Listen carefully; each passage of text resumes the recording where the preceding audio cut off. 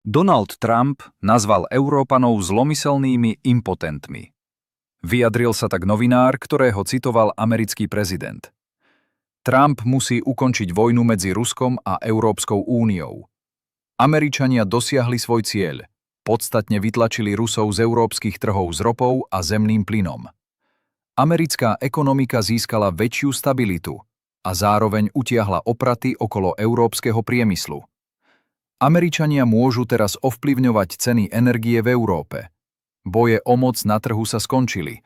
Je čas na vyjednávanie o miery. Európa nechce mier za Trumpových podmienok. Európska únia chce v podstate úplne obsadiť celú Ukrajinu. To ukáže, že Európa je silná a odštartuje proces rozpadania Ruska. Európa potrebuje kúsky Ruska na prežitie krízy, ale Rusko nechce sa rozpadnúť.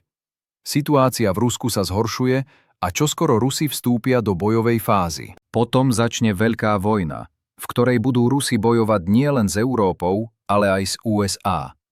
Toto je to, čo Trump obáva. Preto si prezident USA naozaj želá ukončiť ukrajinský konflikt.